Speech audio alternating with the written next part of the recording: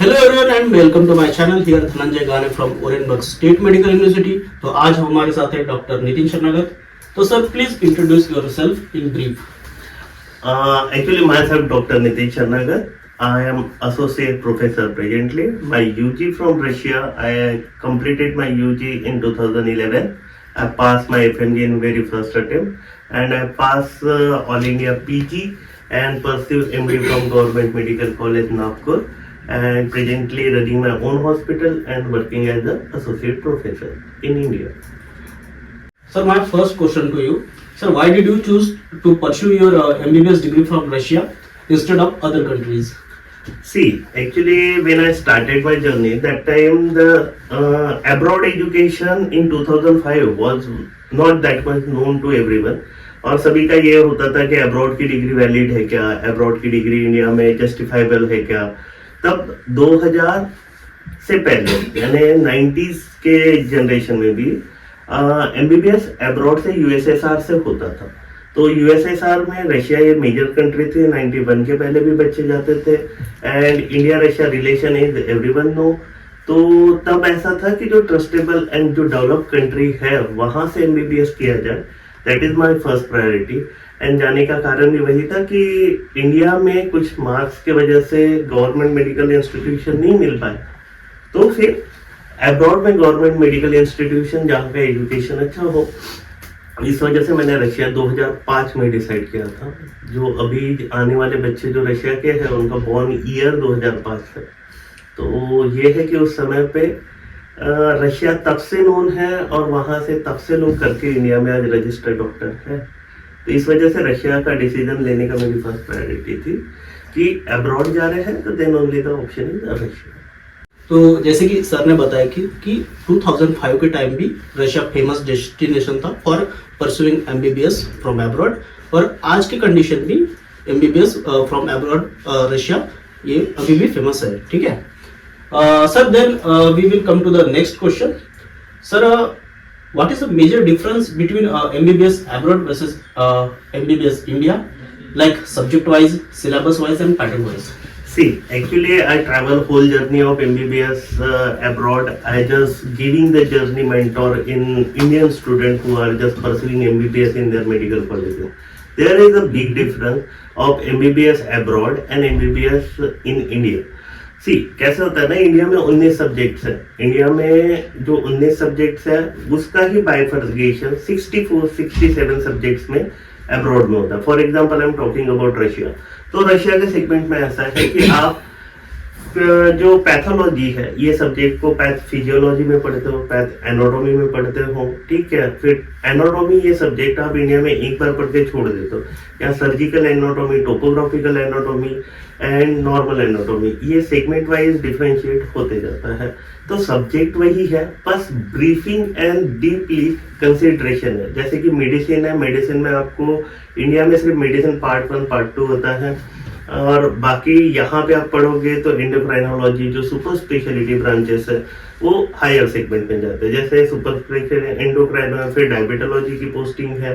Then यहाँ पे आपको नेफ्रोलॉजी है, यूरोलॉजी है, कार्डियोलॉजी है। जो सिस्टम एंड सब्जेक्ट्स है वो सिस्टम एंड सब्जेक्ट्स आपको अब्रॉड में प्रॉपरली रशिया में ये इस हिसाब से जाता है। तो इस वजह से जो बच्चे ना भी चाहते हैं उनको भी पढ़ाई करनी पड़ती है। क्यों? क्योंकि जो स्ट्रिक्ट यूनिवर्सिटीज है उस यूनिवर्सिटी में 100% अटेंडेंस इज मस्ट। क्योंकि जब तक कि 100% अटेंडेंस नहीं होगी आपको एग्जाम में बैठने की परमिशन नहीं मिलेगी, बैकलॉग लगेगा, अतराज बोलते जैसे, और उस सेगमेंट के हिसाब से आपको क्लियर करने के लिए वो टॉपिक्स कंप्लीट करना होता है। इंडिया में ये डिफरेंस आता है कि इंडिया में 75 एंड 85 ऐसे दो सेगमेंट में रेटिंग रिक्वायर्ड रहती है। 75% attendance in theory classes and 85% attendance in practical classes. जो मोस्टली बच्चे नहीं जाते या जाते, ये वाला सेगमेंट डिस्कशन का अलग पार्ट है, बट वहाँ पे अटेंडेंस सेगमेंट को इतना सीरियसली नहीं लिया जाता है जितना रशिया में रहता है। तो रशिया में आपको अटेंडेंस 100% रिक्वायर्ड है। बंक करना, मास्क बंक करना, दिवाली की छुट्टियां, होली की छुट्टियां, क्रिसमस की छुट्टियां, ये सारी छुट्टियों का, या फिर घर की याद वाली छुट्टियां जो रहती है ये यहाँ पे नहीं मिलती। ये एक ड्रॉबैक भी है और एक अच्छी भी बात है क्योंकि आप एज अ लूजर रशिया आए हो, आपकी फर्स्ट प्रायोरिटी नहीं थी रशिया, लेकिन आप यहाँ पे जब आए हो तो आपको वो सारी चीजें करनी है जो आपको क्रीम स्टूडेंट के साथ कॉम्पीट करना है। तो मेरे हिसाब से ये बहुत अच्छी बात है कि एवरीडे क्लास कंपल्शन है और एवरीडे का आपको क्लास करना जरूरी है। तो अभी सर ने बताया कि उन्होंने बताया रिगार्डिंग एमबीबीएस अब्रॉड, तो अटेंडेंस को लेके यहाँ टीचर्स सीरियस होते हैं। दूसरी बात यह है कि जो भी इंडिया में सब्जेक्ट होते हैं तो कहीं ना कहीं हम ये बोल सकते हैं कि रशिया में स्पून फीडिंग कराया जाता है। लाइक अगर आपके 19 सब्जेक्ट्स है तो उसको 56 और 57 सब्जेक्ट्स में सभी सब्जेक्ट डिवाइडेड है। तो जैसे कि सर ने बताया जैसे रशिया में होता है पैथ एनाटॉमी, पैथ फिजियोलॉजी, तो ये बेसिकली पैथोलॉजी का ही पार्ट है जो कि 2 सब्जेक्ट में डिवाइड करके पढ़ाया जाता है। फिर सर ने बताया कि रशिया में अटेंडेंस को लेके टीचर्स स्ट्रिक्ट होते हैं। उसके बाद सर ने हमें बताया कि हमें हर क्लास में प्रेजेंट रहना इम्पोर्टेंट है, क्योंकि यहाँ एक रेटिंग सिस्टम है और उस हिसाब से यहाँ की क्लासेस चलती है। ठीक है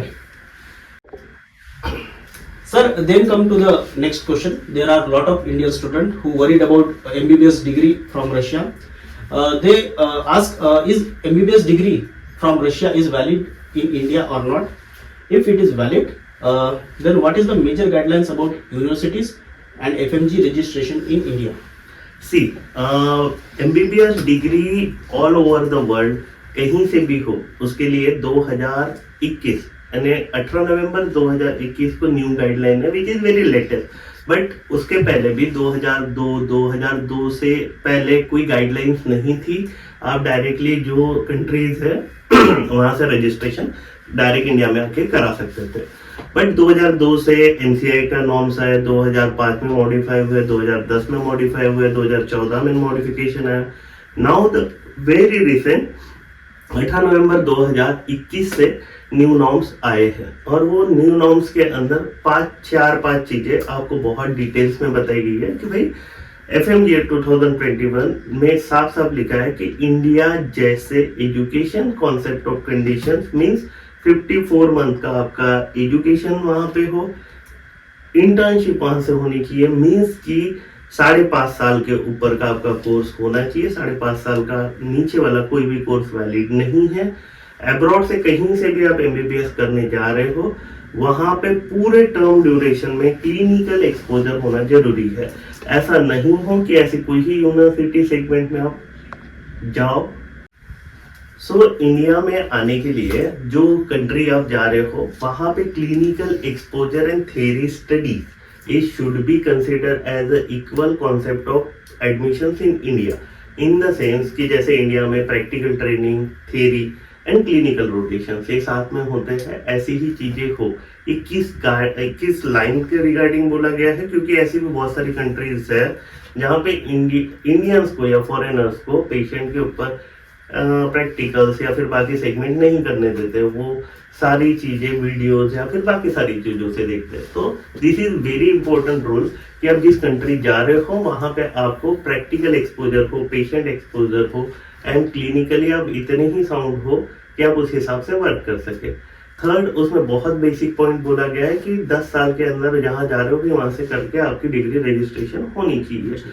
फोर्थ पॉइंट आपका उस सेगमेंट में उन्होंने बहुत क्लियरली मेंशन किया है, कोई भी कंट्री जहां पे स्टडी ऑफ इंस्ट्रक्शन इंग्लिश नहीं है वो वाली कंट्री को कंसीडर नहीं किया जाएगा। तो आपका education should be in English medium of condition में होना चाहिए। और वहाँ पे जो मेजर सब्जेक्ट की लिस्ट उन्होंने दी है, जैसे कि medicine, surgery, OBGY, पीड्स and emergency medicine, pathological training, ये सारे सब्जेक्ट आपके उस ड्यूरेशन ऑफ कंडीशन में कवर होने चाहिए। तो ये लेटेस्ट गाइडलाइन है और जाते हुए मेन एलिजिबिलिटी 2 ही चीजें हैं, एक तो आपको 50% PCB for general category and 40 for reserve category and NEET qualifying is must. And क्योंकि अभी सभी को एंट्री के लिए भी नीट क्वालिफाई करना है और एग्जिट के लिए भी नेक्स्ट क्वालिफाई करना है, चाहे आप इंडिया में हो या अब्रॉड में, तो there is no restriction to bound you to get registration in India. आपका registration will be very smoothly can verify with the next exam, but आप जस्टिफाई करो कि FMGL गाइडलाइन 2021 को कंप्लीट करें। एंड उसमें और एक इम्पोर्टेंट पॉइंट है, जिस भी यूनिवर्सिटी या जिस भी कंट्री में आप जा रहे हो वही से ही कंप्लीट डिग्री लेके आपको वापस आनी है। बीच में आप पता चला रशिया में एडमिशन लिए, फिर आर्मेनिया गए, फिर किर्गिस्तान गए, ठीक है, ऐसे घूम घूम के आप कोई शॉपिंग पे नहीं जा रहे हो। तो आप जो भी है, आपको जो भी डिग्री आप लेने जा रहे हो, it should be from one place, from first year to final year is the must condition. तो जैसे सर ने बताया कि अभी MBBS फ्रॉम एब्रॉड ये कम से कम आपका 5.5 साल का होना चाहिए। उसके बाद सर ने बताया कि उस कंट्री में क्लिनिकल एक्सपोजर होना चाहिए। उसके बाद सर ने बताया कि जिस भी कंट्री में हम जा रहे हैं तो वो NMC रजिस्टर्ड होना चाहिए, NMC के गाइडलाइंस में आना चाहिए, ठीक है। Then come to the next question कि टेकिंग ट्रांसफर इज वैलिड और not. If it's valid then what are the major guidelines of NMC regarding transfer. See transfer ये क्वेश्चन काफी ज्यादा आता है क्योंकि बहुत सारे बच्चों का यही दिक्कत आ रही है। एंड ट्रांसफर का सेगमेंट आता क्यों है, क्योंकि आप गलत यूनिवर्सिटी सिलेक्ट कर लेते हो, गलत डायरेक्शन में चले जाते हो। कहीं ना कहीं अभी ये सिनेरियो बढ़ रहा है स्टूडेंट्स का लेके, इस चीज को लेके इस चीज को लेके एक मिस गाइडलाइंस चलती है। एक बच्चों को एक प्रॉपर गाइड नहीं होता कि सच में वो यूनिवर्सिटी का इंफ्रास्ट्रक्चर क्या है, यूनिवर्सिटी का क्या है, कोई गया तो हो रहा है। और एवरीवन इज नोइंग, लिटरली सब जगह पे उनको जागरूकता आ रही है। लेकिन कुछ बच्चे खुद भी ऐसे होते हैं कि जगह बदलने के बाद वो पढ़ाई नहीं करते, या फिर टीचर एडमिनिस्ट्रेशन एंड कॉलेज वाले सेगमेंट से उनको यूनिवर्सिटी में रस्टिकेट हो जाते हैं। बच्चे उसमें से भागने का रास्ता ढूंढते हैं। जैसे नीट के बाद उन्होंने भागने का अब्रॉड का रास्ता ढूंढा, वैसे उससे भी भागने के लिए और कोई रास्ता ढूंढते हैं, दैट इज द ट्रांसफर, ठीक है। तो ट्रांसफर वाला segment at a present from 2021 guideline as I said earlier, so same mode is not valid. अभी तो आपको जो भी यूनिवर्सिटी जा रहे हो वहीं से कंप्लीट करना होगा। और अगर आप कोई भी ईयर में ट्रांसफर ले रहे हो, which is very big breaking information I am giving to you, अगर आप कोई भी ईयर में ट्रांसफर ले रहे हो तो वहां से वैलिड नहीं होगा। आपको फर्स्ट ईयर से एडमिशन करना होगा और उस समय का एडमिशन उस साल की नीड भी अपनी दी होनी चाहिए, है ना। अच्छा। तो ऐसा है कि थर्ड ईयर में बच्चा रस्टिकेट होकर दूसरी यूनिवर्सिटी जाना चाहता है, तो थर्ड ईयर में अभी 2021 में 21 में अगर वो आया है और अभी 2023-24 में वो रस्टिकेट हुआ, अब वो वापस जाना चाहता है दूसरी कोई यूनिवर्सिटी, तो 24 की एग्जाम भी देगा, नीट की, और वो क्वालिफाई मार्क होने चाहिए, और वो फिर फर्स्ट ईयर में जाएगा, यानी 3 ईयर उसके वॉश आउट हो गए। So best thing is you just take it admission in proper colleges where you search and know completely कि यूनिवर्सिटी का इंफ्रास्ट्रक्चर कैसा है, कॉलेज वैलिड है या नहीं। या फिर आपको अगर कोई कंट्री के बारे में जानना है तो उनके एम्बेसी के साइट पे लिस्ट ऑफ द कॉलेजेस डाली रहती है कि ये कॉलेजेस उनके यूनिवर्सिटी से अप्रूवल है। जैसे कि अपने यहाँ पे बोर्ड्स होते हैं, CBSE, स्टेट बोर्ड, वैसे यहाँ पे फेडरल एंड स्टेट, ये सेगमेंट से भी डिफरेंशिएशन रहता है, तो इनकी लिस्ट डाली जाती है। तो ये एक बार प्रॉपरली चेक करें और उस हिसाब से आप वर्क कर सकते हैं। अच्छा, ठीक। अभी हाल फिलहाल में सर एक क्वेश्चन बहुत हाईलाइटेड हो रहा है कि what about the FMG versus next. हाँ, हाईलाइटेड क्वेश्चन है अभी। तो बेसिकली ये है कि FMG एंड नेक्स्ट, इसके बारे में 2 मीथ मार्केट में चल रही है। नेक्स्ट की गाइडलाइन ऑलरेडी आके सस्पेंडेड एंड वेरीफाई होके होपफुली इस साल के अंत तक आ जाएगी। 2025 से नेक्स्ट विल बी एप्लीकेबल। लेकिन बच्चों को ये मिसगाइड होता है कि सर हमारे को FMG भी देनी पड़ेगी, नेक्स्ट भी देनी पड़ेगी क्या, 2 एग्जाम देनी पड़ेगी क्या, या फिर FMG को नेक्स्ट के सेगमेंट से क्या डिफिकल्टीज आ सकती है, या नेक्स्ट वाले सेगमेंट एंड FMG से फॉरेन मेडिकल ग्रेजुएट को कोई नुकसान हो रहा है या प्रॉफिट हो रहा है। सो बेसिकली ये है, इसमें नुकसान तो तुम्हारा वैसे भी कुछ नहीं है, क्योंकि नेक्स्ट ये नुकसानदायक सिर्फ इंडियन ग्रेजुएट के डायरेक्शन से जा रहा है, क्योंकि इनको कभी एग्जाम नहीं थी, उनको एग्जाम लगेगी। तो एग्जाम इज ऑलवेज डिफिकल्ट। तो डिफिकल्ट इन द सेंस कि एग्जाम होती है, यानी पेपर देने के पहले थोड़ा सा हार्ट बीट तो बढ़ती है, तो ये सेगमेंट तो रहता है। एंड रही बात FMG वाले बच्चों का, तो now the pattern is change, तो चेंज होगा पैटर्न, तो पैटर्न चेंज के हिसाब से तुम्हारा प्रिपरेशन चेंज होगा। बेसिकली ऐसा होता था कि एफएमजी के कुछ टॉपिक्स हाईलाइटेड रहते हैं, जैसे आपने नीट की एग्जाम देखी होगी, नीट का पैटर्न इस साल बदला, जो हार्ड डिफिकल्ट क्वेश्चन थे तो वो टॉपिक्स हट गए, तो पेपर एकदम इजी आया, कट ऑफ एकदम ऊपर जाएगा। तो next will be the next exam के बारे में जो रहेगा कि नेक्स्ट में निगेटिव मार्किंग का सेगमेंट है जो एफएमजी में नहीं होता। तो वो क्या बोलते हैं कि लक, वो क्या बोलते हैं, अल्लाह मेहरबान तो गदा पहलवान वाले सेगमेंट में 2-4 तुक्कों से भी आदमी बच जाता था। तो ये वाला सेगमेंट अभी नहीं रहेगा। जितनी गलतियां करोगे तो आपकी गलतियां उतनी निगेटिव रहेगी। प्लस पॉइंट ये है कि आपको पीजी के लिए अलग से तैयारी नहीं करनी है। आपकी एक ही एग्जाम है जिसमें आपकी पीजी का भी हो जाएगा, आपका लाइसेंस भी हो जाएगा। तो there will be the FMG के लिए 1-1.5 साल का प्रॉफिट वाला सौदा है जो एफएमजी स्टूडेंट वो यहाँ समय डाल के इंडिया में आके अपनी एफएमजी देता था, 1 साल की इंटर्नशिप करता था, फिर पीजी के लिए पढ़ने जाता था। ठीक है, पीजी में एक बार में सिलेक्शन नहीं हो रहा है तो और 1 साल डालता था, तो टाइम स्पैन वो उसका लॉन्गर होता था। अभी ऐसा होगा कि नेक्स्ट की एग्जाम है वो एग्जाम देगा, इंटर्नशिप के बाद पता है उसे कि भाई अगर मैंने एग्जाम अच्छे से दी है तो मुझे कोई ना कोई पीजी सेगमेंट मिल जाएगा। तो ये अल्टीमेटली इंटर्नशिप खत्म होती है उसे applicable for PG segment. Sir जैसे कि रशिया में एज कम्पेयर टू इंडिया कहीं ना कहीं क्लिनिकल एक्सपोजर थोड़ा कम है, तो जब हम नेक्स्ट देंगे उस टाइम कहीं ना कहीं क्लिनिकल क्वेश्चन का जो भी अमाउंट है पेपर में आने का वो ज़्यादा हो जाएगा। उस टाइम मतलब पूरा पेपर क्लिनिकल बेस्ड होगा। हाँ। तो इस सिनेरियो में हम अपनी प्रिपरेशन कैसे रखें? सी एक्चुअली हम जब देखते हैं चीजें तो हम ना अपना प्रोस्पेक्टिव देखते हैं। एक इंफेरिटी कॉम्प्लेक्स हमें तब से बना है जब हमारा दोस्त नीट में अच्छे नंबर लेके इंडियन गवर्नमेंट में गया। हाँ। हमारे नंबर कम थे, हम बाहर गए, तो सोसाइटी में हमारे को कंसिडर किया जाता है कि हम थोड़े से लो एवरेज ऑफ कंडीशन है। बट मैं आपको तो एक बात अच्छे से बता सकता हूँ, मैं private colleges, government colleges India and abroad के गवर्नमेंट कॉलेजेस, इन सारी चीजों को देखा है। आप इंडिया में बहुत सारे कॉलेजेस ऐसे देख सकते हो जो प्राइवेट है, जिसमें पेशेंट नहीं है, कुत्ते सो रहे हैं, ठीक है, और इंस्पेक्शन के टाइम पे बस में भर भर के पेशेंट गांव से लेके आ रहे हैं, रातों रात उनके वार्ड भर जाते हैं, रातों रात उनके सेगमेंट हो जाते हैं। मैं किसी को डिफेम नहीं कर रहा हूँ, बट बेसिक ये है कि ये भी सेगमेंट्स में एमबीबीएस होगा। तो दिक्कत उनको भी है, दिक्कत जो रशिया में सेगमेंट रहता है कि हमारे को क्लिनिकल एक्सपोजर नहीं मिल रहा है। ये जो कॉन्सेप्ट ऑफ पॉइंट है, what is mean by clinical exposure, इसका एक डेफिनेशन हमें पता होनी चाहिए कि when you take a patient history, आप पेशेंट के पास जाते हो, पेशेंट की हिस्ट्री लेते हो, डायग्नोसिस दे रहे हो, आप ट्रीटमेंट ऑफ लाइन को वर्कअप कर रहे हो। एक्सपोजर उसे होता है जब वो इंटर्नशिप में होता है, ठीक है।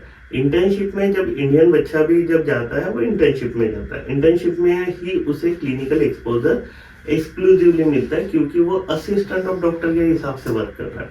जब आप स्टूडेंट हो तो आप सिर्फ पेशेंट केयरिंग एंड बाकी patient history and diagnosis making ये सेगमेंट में रहते हो। तो I am disagree with you on the point कि हमें एक्सपोजर कम है। एक्सपोजर इज दैट, एंड आने वाले समय में जो प्रैक्टिकल सेगमेंट रहेगा नेक्स्ट का, तो कैसा होता है, किसी को नहीं पता था कि नीट के बाद नीट सबके लिए कंपलसरी हो जाएगी। तो जैसे जैसे चीजें ढलने लगती है, प्रिपरेशन मोड एंड बहुत सारे प्लेटफॉर्म आपको उस हिसाब से गाइड आउट करने शुरू होते हैं। पहले 1 लाइनर क्वेश्चन का टाइम था, फिर मॉडिफाइड सिनेरी बन के आया, diagnosis is important, clinically segment से सारी चीजें आ जाती है। And that's good to be a skilled and clinically expose doctor in India, क्योंकि हमारे मरीज मारने के लिए नहीं रखे हैं और हम नहीं चाहते कि हमारे माँ बाप या हमारे कोई रिलेटिव ऐसे कोई हाफली ट्रीटेड एंड हाफ नॉलेज के साथ लाइसेंसिंग डॉक्टर के पास जाए। तो it is all the initiative for the welfare of the Indian medical health and that is very necessity. Next FMG के लिए नहीं आया है, एफएमजी तो वैसे भी अपनी एग्जाम दे ही रहे थे। ये उन लोगों के लिए है जहाँ पे करोड़ों रुपए की सीट जाती है और वहाँ पे पेशेंट सिर्फ नाम के और फेक फाइल के ऊपर रहते हैं। अभी एफएमजी में कुछ दिनों पहले पेपर पैटर्न चेंज हुआ है, तो उस बारे में आप क्या बताएंगे? Now this is the one thing कि एफएमजी का पेपर पैटर्न नहीं, आज मेडिकल सारे एग्जाम का पेपर पैटर्न चेंज हो गया।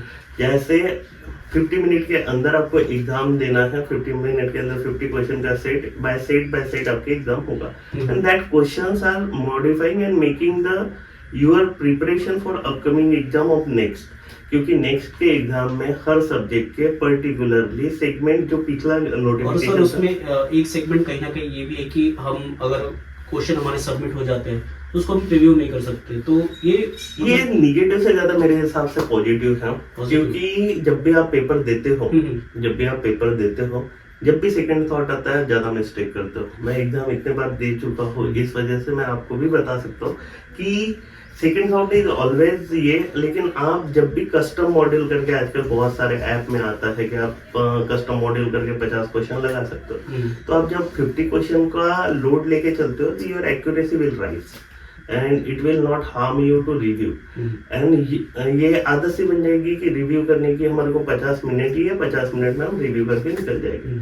वो जो क्वेश्चन का हिंट बाद वाले क्वेश्चन में मिलता था और हम सोचते थे कि एक दो क्वेश्चन हमारे बच जाते थे, वो क्वेश्चन ढूंढते ढूंढते ही हमारा समय निकल जाता है, अगले क्वेश्चन पे हम समय नहीं दे पाते। This is take it as a positive segment, ये बहुत अच्छा इनिशिएटिव है और इससे एक्यूरेसी एंड रिजल्ट डेफिनेट। तो जैसे कि अभी सर ने बताया रिगार्डिंग नेक्स्ट हो गया, फिर अभी एफएमजी का पैटर्न हो गया, तो ये सब चीज़ों में हमने अभी बात कर चुके हैं। तो सर इसके बाद मेरा आपसे नेक्स्ट क्वेश्चन है कि is pursuing MBBS from Russia is safe for Indian student और नॉट? सी सेफ हमेशा है, और सेफ का सेगमेंट के बारे में अभी सेफ में एक हैशटैग आता है, सेफ के साथ एक हैशटैग ये है कि सभी का कहना है कि सर रशिया यूक्रेन वॉर है, बाकी सारे सेगमेंट है। तो जहाँ पे आप डिसाइड कर रहे हो, जिस जगह पे आप सिटी या यूनिवर्सिटी या अपनी एग्जाम परसिविंग देख रहे हो, वो कॉन्फ्लिक्टेड जोन से कितना दूर है, या फिर कॉन्फ्लिक्टेड जोन या फिर बाकी सारे सेगमेंट को एक वेरीफाई करना जरूरी है, क्योंकि कल क्या होगा ये किसी को नहीं पता।